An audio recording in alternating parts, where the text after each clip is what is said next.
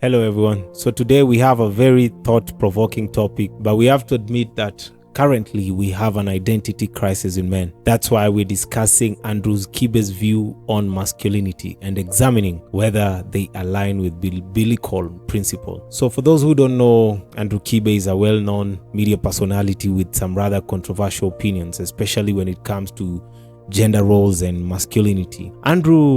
Kibe used to be a Christian before. I'm not sure if he was a pastor as well, but he used to be a Christian. Currently, I'm not sure if he's an atheist or something. I don't know. But there are a lot of things, actually, I would agree with him. The idea about what's happening in our culture today and what's been happening in politics and even basically just societal things. He also exposes that there's a huge attack on men to really remove the masculinity out of men and to make man soft, and to make men not to be men anymore. So many people wonder if his views have any basis in the Bible, not forgetting that currently he's the most trimmed when it comes to his life right here in Kenya. So according to the Bible, there are different concepts that are shared of masculinity in different vices. So here are the key aspects of biblical masculinity, and the first one is leadership. So according to the Bible, man is also always considered as the leader. Even when it comes to family setup, a man is always considered to be the leader. But currently in our society, you might get there are even relationships where the women tend to be the leaders rather than the men.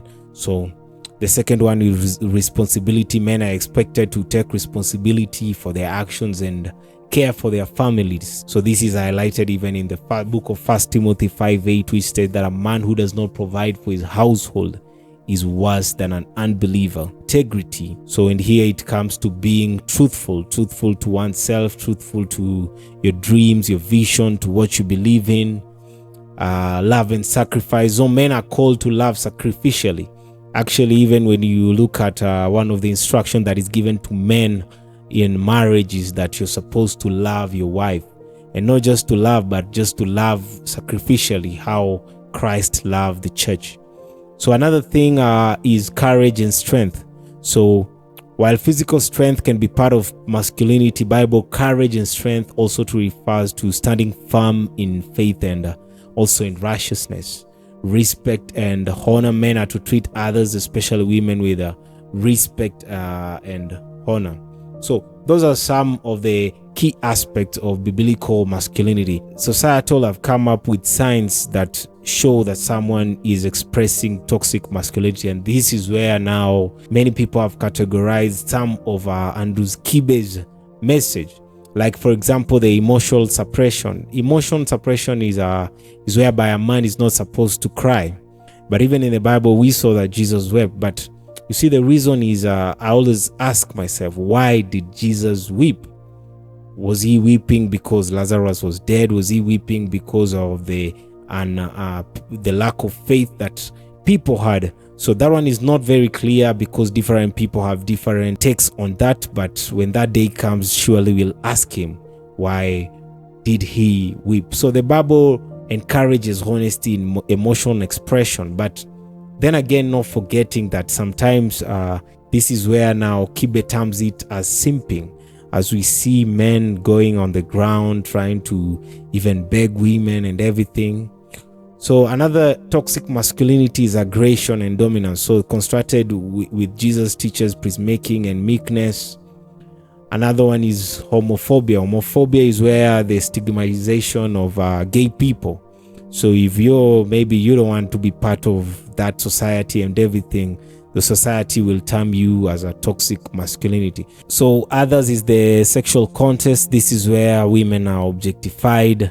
Competitiveness. This is where someone is very ambitious, but now it's a very selfish ambition where you want to prove to others, and that one, I'll say it lacks humility. So unwillingness to show weakness. So that one, I don't know why it's contrasted as a toxic masculinity, but I think that one is more of choice. But anyway, it's part of the society has picked that as toxic masculinity. So entitlement, but now this is my view when it comes to the whole agenda of masculinity. There are traditional roles that were assigned to men, and men on how they were to be or to act inside a society. So the traditional roles were basically a man was meant to be a leader, a man was supposed to protect the family and to basically to be in charge, but also to take care of his family, which is something that has changed currently, because we've seen man has been, should I say, oppressed or even demeaned himself to the extent that man is no longer the provider of a family setup. So men have become, some have become wanting to be like women, and women have stood up, want to be like men. But I think one of the most important conversation currently is, what is it?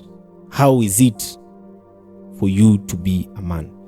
I'll say for you to be a man, there are just two things that are needed. Whether we are going through what the Bible says on the biblical masculinity, or rather the society, or even through Andrew Kibe'S views, I'll sum it up to only 2 points. And the first point is that for you to be a man, you should have a spine. What do I mean by having a spine? I mean that you are able to stand for your vision, your values, your dreams. That is the first thing. And the second thing for you to be a man is that you are supposed to have balls. So having balls, what I mean is that you are able to take risks and not afraid to suffer the circumstances of the decisions or even for the things that you are willing to stand up for. Though Andrew Kibe might have some good things that he says, I do believe that as a young person, live your life aspiring to be a Christian. Your role models shouldn't be the ones that are not clear whether they are born again or not born again, but or even men who are just ambitious about things of life, but rather your role model should just be Jesus. And we should aspire to live our life and to set an example for ourselves and others, just as Jesus did. Raise an army of strong, good, and mighty men for our generation to see. So I want to thank you for watching this video. Let me know what you think on the comment section about Andrew Kibe and his view on biblical masculinity.